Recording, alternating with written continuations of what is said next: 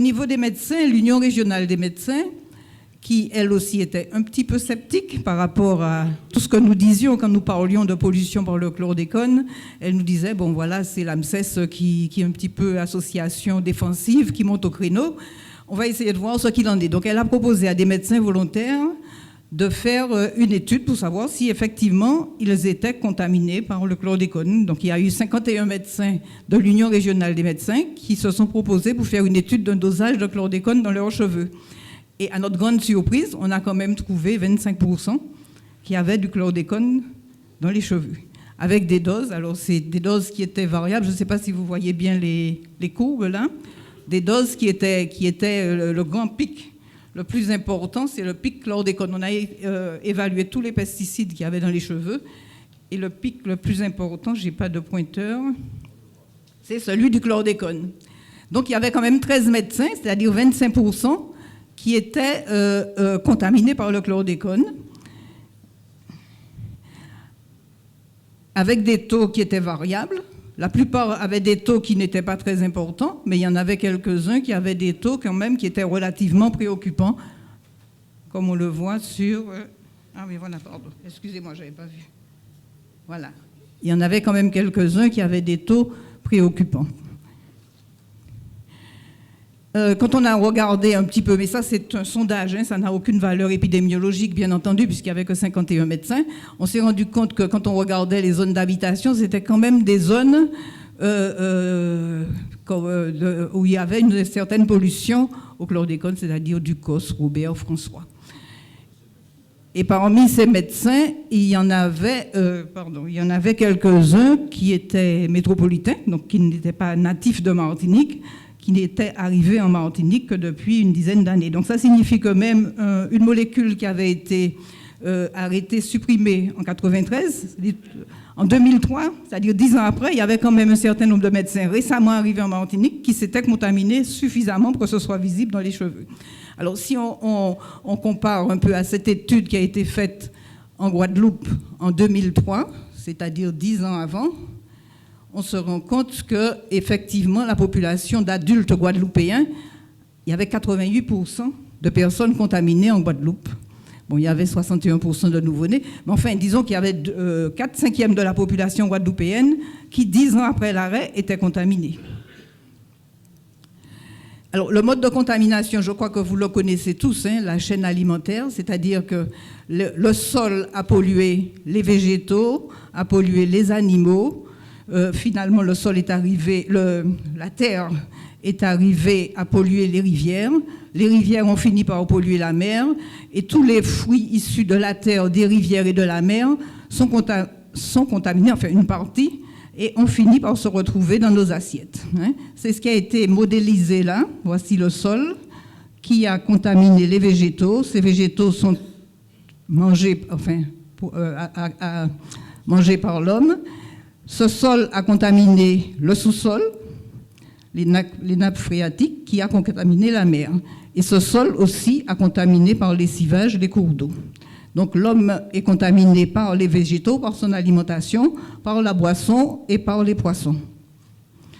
Globalement, on considère que le chlordécone a pollué l'ensemble de l'écosystème antillais, et du fait de la concentration à chaque stade d'assimilation de la molécule, on se retrouve des fois à des concentrations qui sont beaucoup plus élevées que ne voudraient les normes acceptables.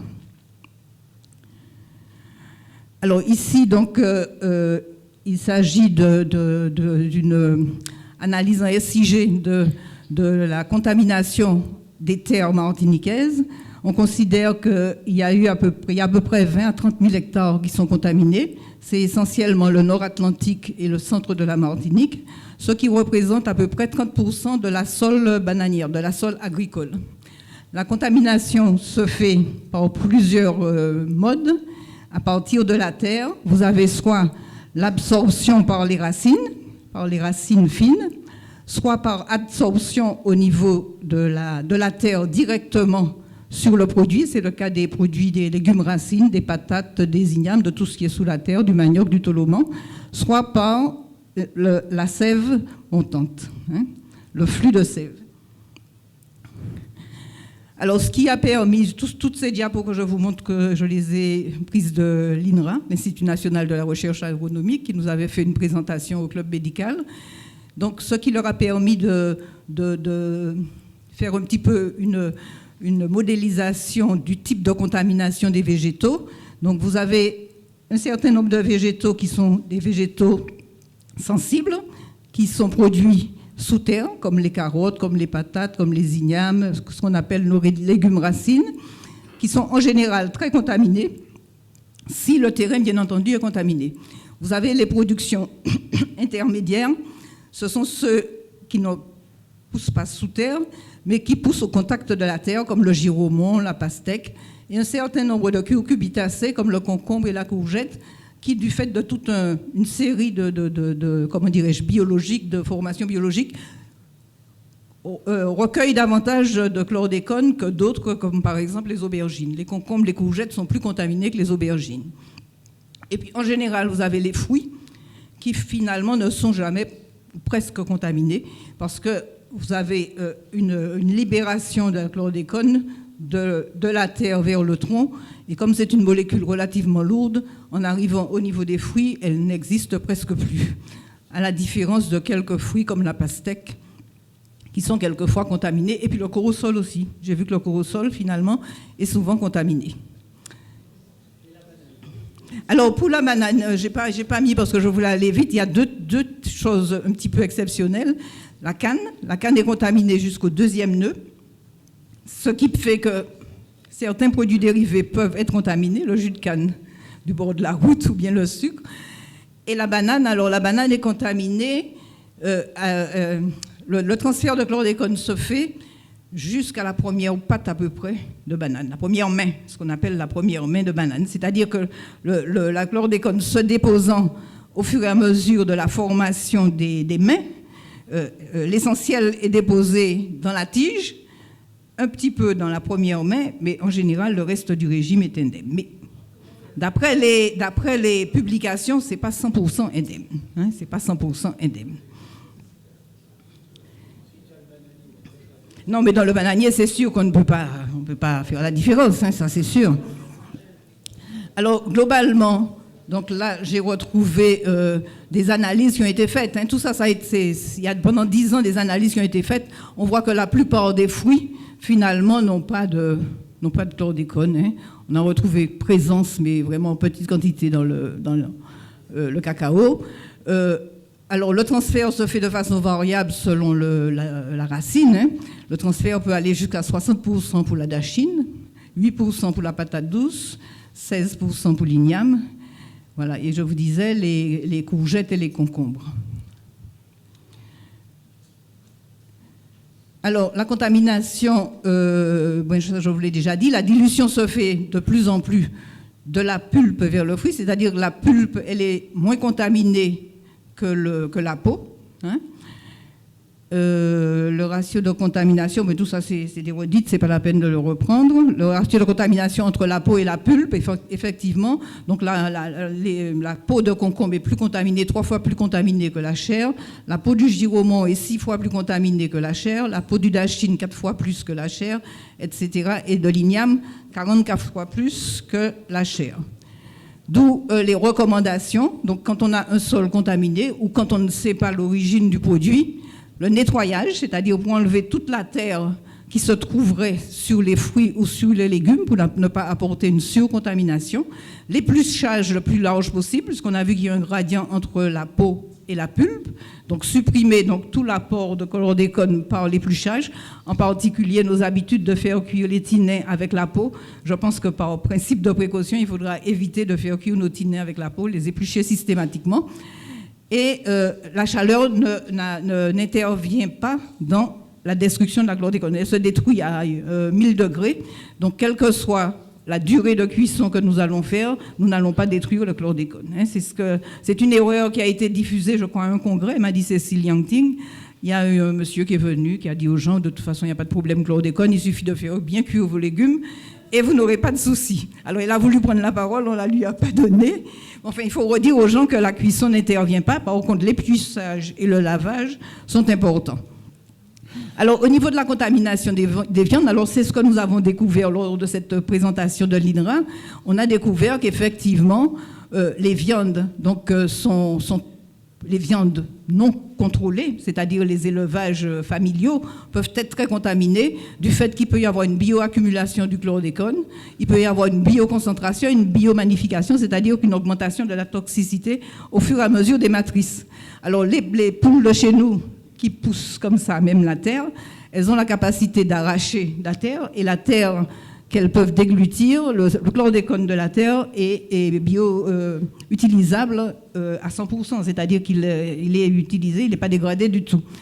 De même, les élevages sauvages des bœufs qu'on voit sur les bords des routes, si c'est une terre contaminée, le bœuf il est contaminé avec. Et voilà, donc chez nous, il y a la ferme Périne là, qui fait de la publicité. Attendez, c'est manger antillais, c'est pas en maladie.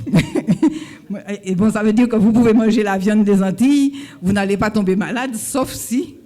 Voilà. Hein, donc, il faut quand même un petit peu réagir. Alors, en général, les élevages, les poulets qui se font de façon industrielle, ils ne sont pas élevés sur la terre, d'après ce qu'elle nous a dit, hein, Madame Janoyer. Hein. Donc, les grands élevages, les poulets bocailles qu'on achète, qui font l'objet de grands élevages, ils ne sont pas élevés sur terre, donc voilà, ils ne sont pas concernés par ça. De même, la plupart des élevages bovins, caprins sont quand même surveillés au niveau vétérinaire. Donc la viande, elle est sûre. Ce qui n'est pas du tout sûr, c'est quand on va chez le boucher du coin qui a tué sa bête et dont on ne sait pas du tout si la bête n'a pas été sur un terrain contaminé. De même, les poules, moi j'ai consommé longtemps des gens qui me donnaient des œufs. Parce que j'avais des enfants, je voulais leur donner des œufs. Alors il paraît qu'entre la poule et l'œuf, alors c'est vraiment invraisemblable, l'œuf est 100 fois plus contaminé que la chair, la cuisse de la poule. Hein? Voilà, donc des fois on fait des choses qu'on trouve bien. Il y avait un magasin où tout le monde faisait la queue, comme moi-même, et on allait chercher des œufs frais locaux. On se disait, voilà, on a des œufs fermiers. Voilà, c'est vraiment le produit martiniquais, c'est pas de l'œuf importé, c'est pas, voilà. Et bon, alors là, les animaux d'élevage, là, si j'ai retrouvé le résultat de tests qui ont été faits par les organismes de l'État, hein, qui sont chargés de la surveillance de la contamination des aliments. Donc, ils disaient que 93% des viandes qu'ils ont testées à l'abattoir étaient conformes. Alors là aussi, compte tenu de tout ce que nous avons entendu pendant ces 2 jours-là, il faudra revoir cette notion de conforme. Il y avait 325 bêtes qui étaient sur les 343 qui n'avaient absolument rien, inférieur à la limite de détection. Il y avait quand même 103 qui avaient quand même des petites doses, c'est-à-dire une dose comprise entre la limite de détection et puis la dose minimum acceptable. Et 6% de non-conformes. C'est-à-dire que globalement, on a à peu près 50% de nos élevages qui sont sûrs. Hein, qui sont sûrs. Mais on ne sait pas toujours, voilà. Alors, donc ils ont procédé au retrait d'un certain nombre de carcasses à l'abattoir, parce qu'il y a aussi une surveillance à l'abattoir, d'un certain nombre de carcasses et surtout d'un certain nombre de fours. Alors j'ai mis les conclusions de cette étude. Les tests réalisés permettent d'assurer la sécurité sanitaire des viandes mises sur le marché qui passe par l'abattoir. Simplement, bon, la grande discussion que l'AMSES a avec les autorités administratives, ces fameuses doses limites acceptables, parce qu'on a vu que les petites doses répétitives sont aussi dangereuses que les doses importantes. Et donc ça va être certainement un des champs de bataille les plus difficiles de l'AMSES les années à venir. Alors concernant les eaux et les poissons, donc, on a 23 sources sur 38 qui sont contaminées. Mais toutes les sources, alors ce sont comment dirais-je, la plupart de l'eau consommée vient des rivières. 23 sources qui sont contaminées, oui. Bon, et parmi les sources qui font l'objet de captage, il y en a quand même 23 captages, c'est-à-dire les sources souterraines, qui sont indemnes de pesticides. Ce sont surtout les rivières. Je crois que c'est 23 rivières qui sont contaminées sur 38.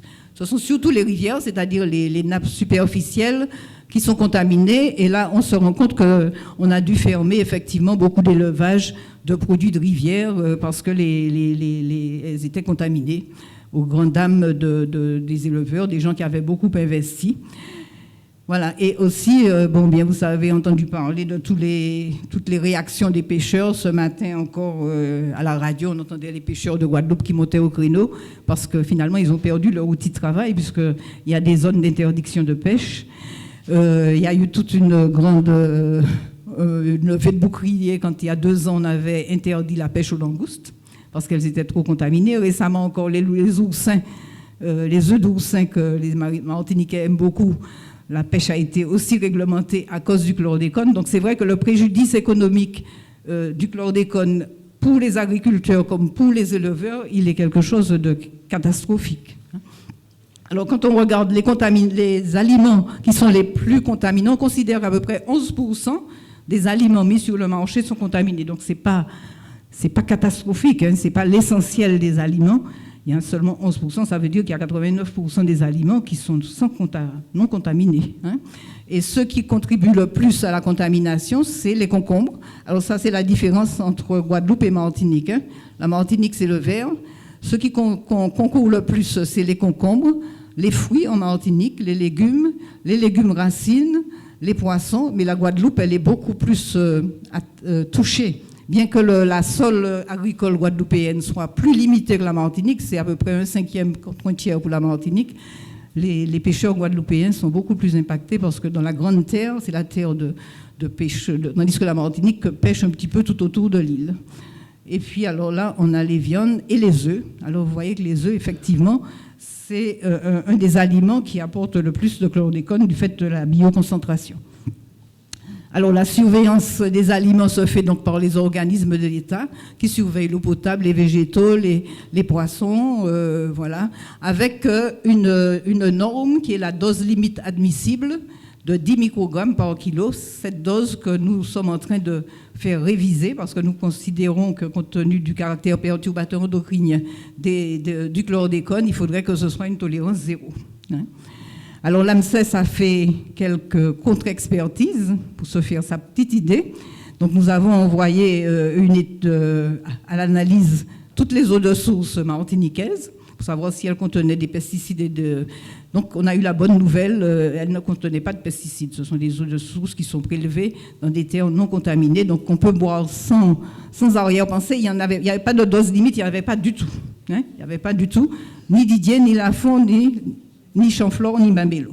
Par contre, quand on a étudié un certain nombre de produits transformés, on a étudié le sucre quand on a lu que la canne était contaminée, on a trouvé des contaminations à des taux variables. Je racontais à Dr Nesson nos aventures avec la direction de la consommation parce que la première analyse était catastrophique, avec un taux de sucre, de chlordécone dans le sucre qui le rendait impropre à la consommation. J'étais allée voir le directeur de la consommation et comme par hasard, le résultat est revenu sans chlordécone.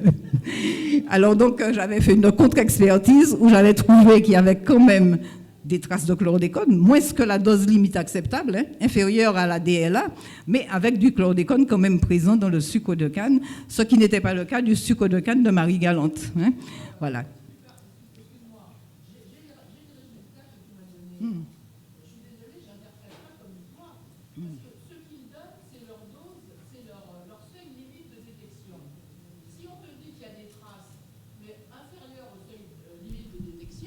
Pour moi, c'est négatif.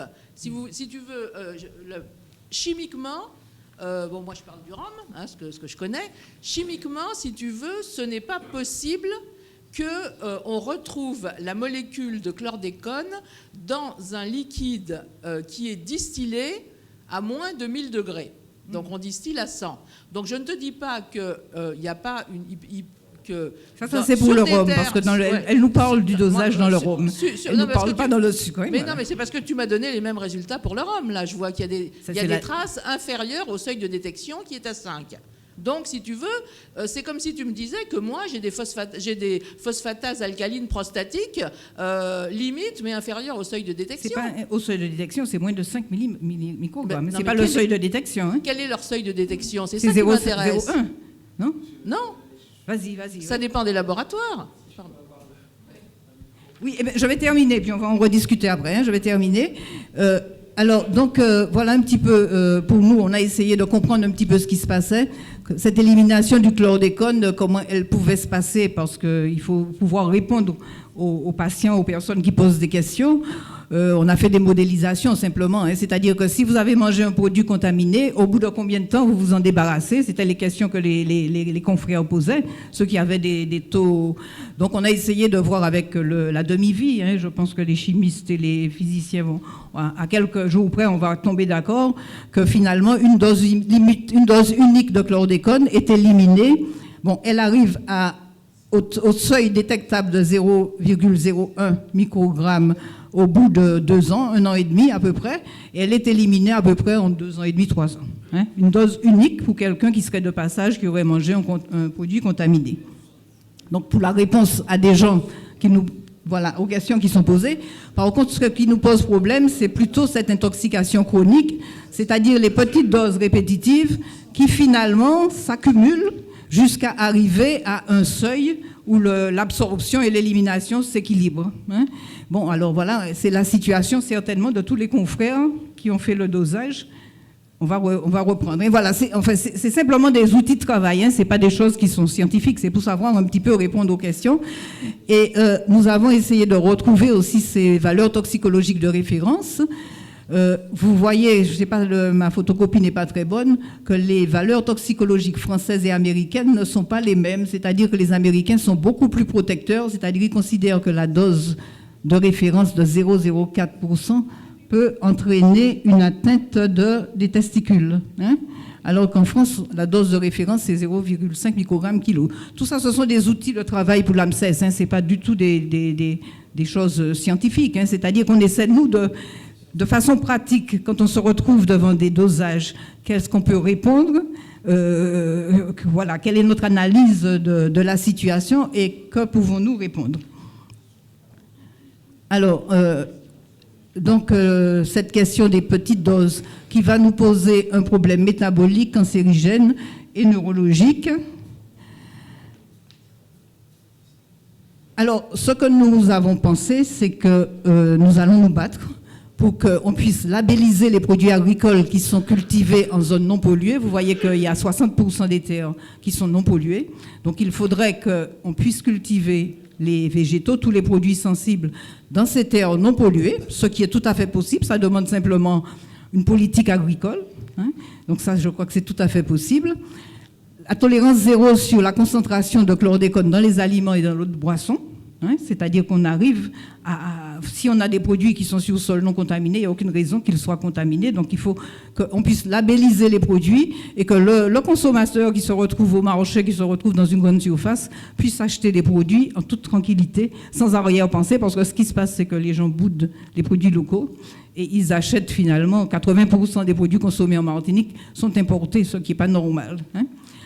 Voilà, donc là aussi encore une modélisation selon le taux de contamination de chacun. En imaginant qu'on ait un sevrage total, on arriverait à un niveau zéro en 3-4 ans. Hein. C'est-à-dire que c'est la réponse qu'on pourrait donner, puisque la question était venue du club médical de l'Union des médecins qui a demandé, mais enfin, qu'est-ce qu'on fait devant ces résultats que vous nous donnez ?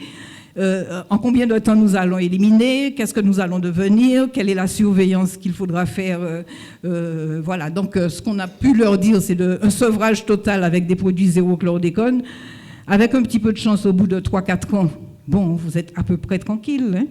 Hein. Voilà, selon votre niveau, ça ira de 2 ans et demi à 3 ans. Voilà. Et puis voilà, donc ça c'est la deuxième action. Et puis voilà, je voulais terminer en remerciant tout le monde, tous ceux qui ont participé à ce colloque, sans oublier ceux qui nous ont aidés à le financer, comme les collectivités et les laboratoires. En remerciant tout spécialement Ernesto, parce que je sais qu'il était très très fatigué, qu'il a dû intervenir en français en fin de journée, ce qui lui a demandé un effort particulier. Mais enfin, je crois que ça a été le cas de tous les intervenants qui n'étaient pas forcément francophones au départ, mais tous les autres également. Nous sommes très contents de ce congrès. Nous avons à peu près tenu le timing, puisqu'on avait prévu de finir à 18h30. Il est 18h55. On a fait l'ensemble du programme. Donc, on vous remercie à vous tous d'être restés jusqu'au bout. Et puis là, j'écoute les questions et voilà, Madame Menesson.